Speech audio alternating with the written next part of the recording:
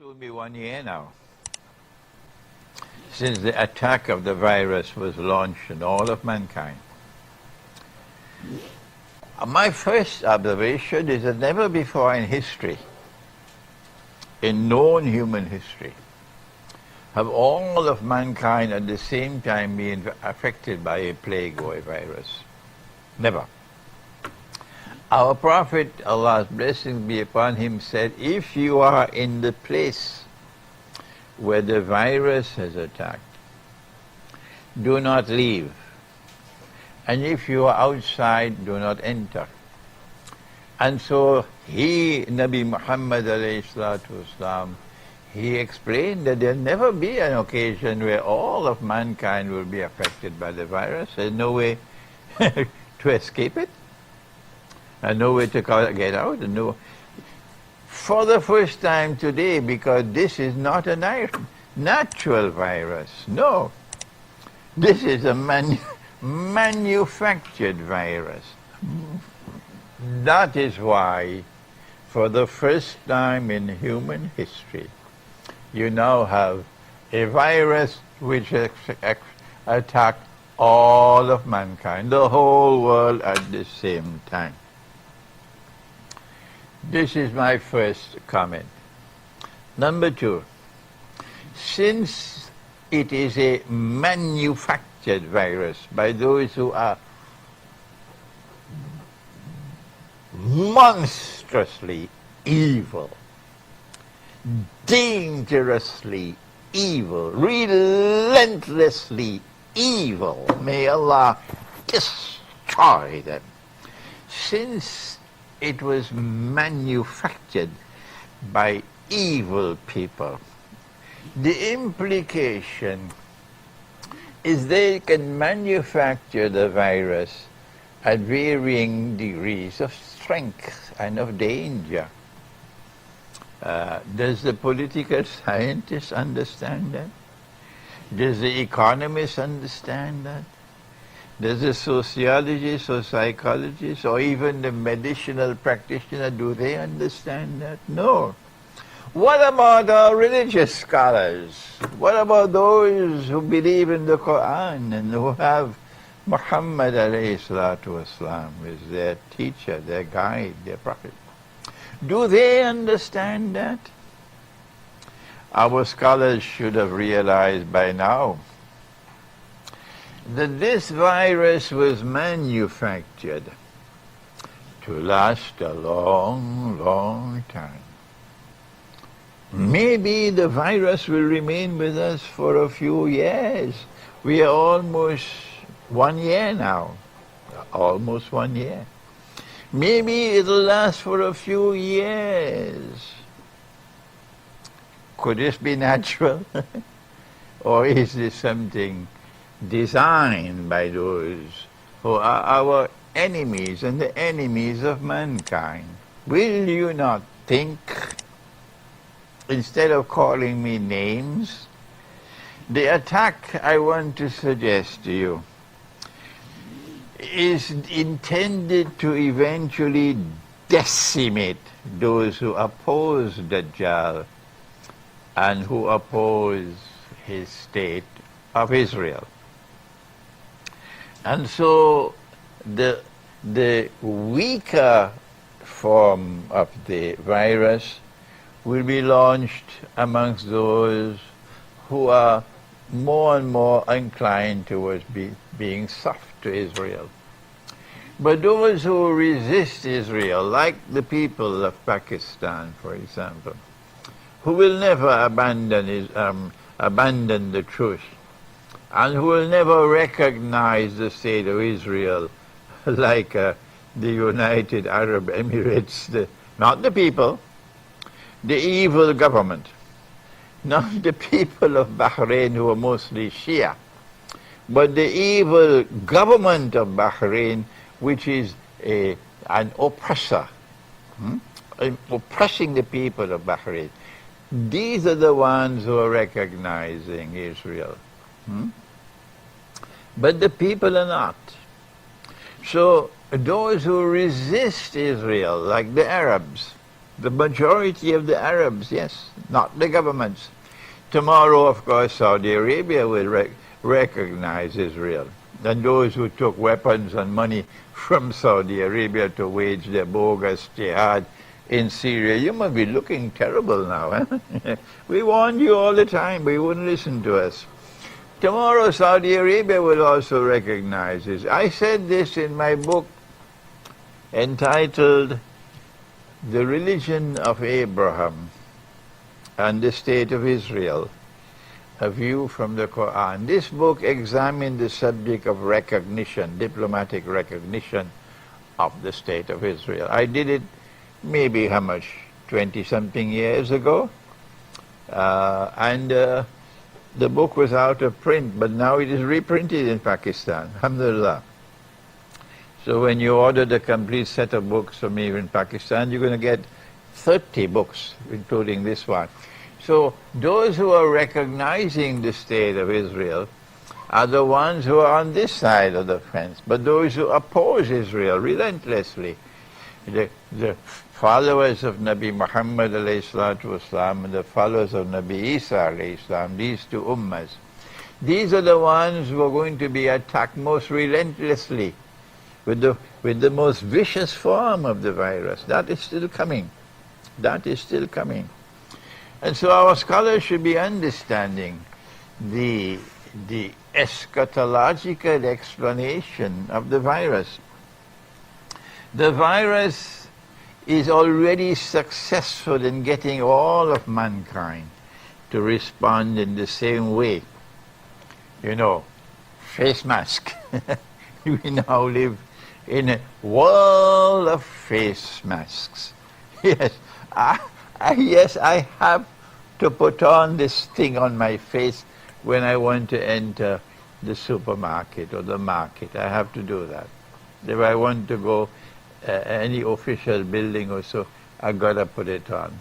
But as soon as I'm out, I take it off.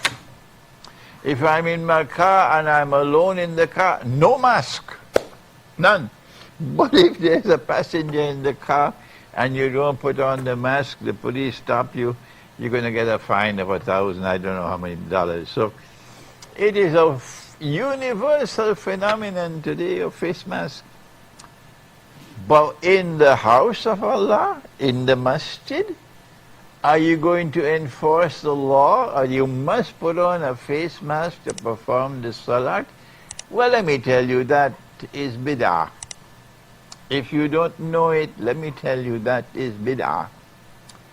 To establish a new law for salat, and that you have to stand 5 feet apart or 3 feet apart. You will never find me conducting a Jum'ah with people sitting 3 feet apart. Alhamdulillah, inshallah, I'll never do that.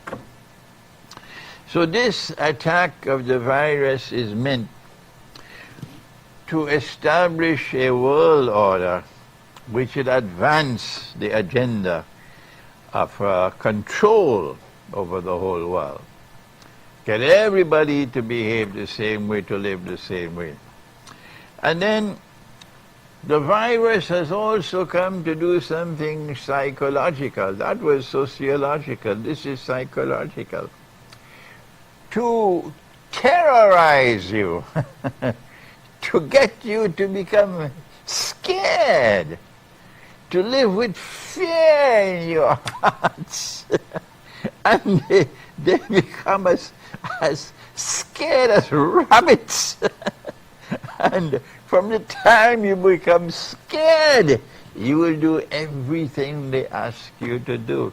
You will dance to every tune they play. And so it becomes so much easier for them to control all of mankind in one universal world order. These are some of the kinds of analysis that you will get from Islamic eschatology. The medical scientist doesn't know about that, because as Iqbal said, Sitaro se aage jahan aur bhi hai. There are worlds beyond medical science, you know. Another of the implications of the virus is to weaken your group solidarity. When the month of Ramadan comes, that's the month where we build group solidarity, the solidarity of the community, of the ummah. It is built, it is strengthened in Ramadan. You don't want to fast for the whole day and then break your fast all alone. No.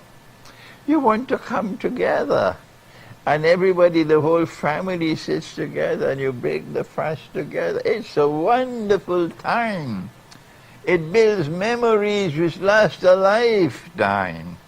And so Ramadan is for group solidarity. And the virus is to destroy group solidarity and get people to live increasingly isolated lives. And as you break away from group solidarity, no longer you have the Salatul Jum'ah, where everybody come together. And instead you are now living isolated lives. Then, number one, you're no longer as sheep in a flock, so the wolf can come and pick one by one. It's more easy to attack them. Number two, as you're living isolated lives, the mind can be damaged. And people will begin to suffer from mental illnesses, mental dislocation and so on. And the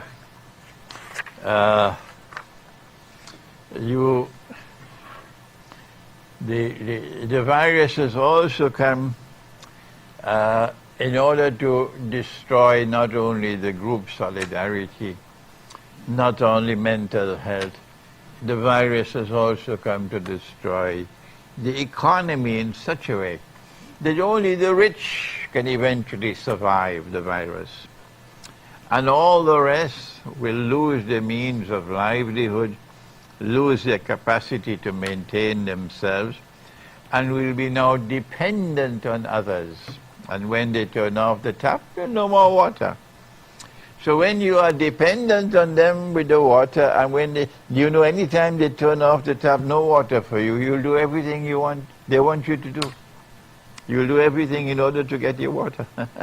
And so mankind can more easily be controlled when the virus has destroyed the economy in such a way that most of mankind become dependent rather than economically independent. And so it is eschatology which is explaining the virus. Where are the scholars of Islam? Are they doing this? Are they explaining the virus? Or are they insisting that as soon as we get the permission, the masajid are open, everybody must put on the face mask? Yes? And they're insisting, put the sign out there, when you enter this masjid you have to it's social distancing. Is that Islamic eschatology? Are these the people you consider as your Maulanas and your Muftis and the Shuyukh? And when I teach them, these people are so shameless. Even though they know that this is the truth, they are so devoid of shame that they will not accept that what I'm saying is the truth, and they will not preach the truth to others. Our response, my dear brothers and sisters, wherever you are, my first response to the virus is banish fear from your heart. I have never, ever, ever had fear in my heart from day one, from this virus. I can't say to you something that I don't do myself. So banish fear from your heart. Number two, make sure you prepare the way to sustain yourself, because the attack on the economy is formidable. This is just the beginning, I think this virus is going to last for years. So the economy will eventually collapse. Only the rich will survive. So listen to me, please. Retreat to farming. food crops, dairy farming. If you can get close to the sea or to the river, the big rivers, then fish you can use to survive. Number 3, haste, and make haste with your effort to study and to understand the reality of the world today in which you are living. And you cannot do that without guidance from Allah. You cannot do that if you're a Muslim from the Quran. And one more thing. Our Prophet said that the time will come when one man will have to maintain 50 women. And so last Ramadan I said it. I said, reach out for our sisters who are living alone with none to maintain them. Reach out to them to maintain them. Reach out most of all to women with children who have no one to maintain them. And they have to look for a job to try to maintain themselves and their children. I said, look out for them and try to maintain them. This is your priority at this time, while this virus is raging. These women may not come to you to seek help, but you must search out for them and try to reach out to them and help them and maintain them. And if you can marry, that is even better. But the Quran says, if you fear you cannot maintain them equitably, then stay with only one wife. Stay with only one wife. But if you can, then make the means. Marry them. Do not be afraid to marry if you have the means to do so. And if the godless world says good men have only one wife, tell the godless world, get lost. And so here is our response to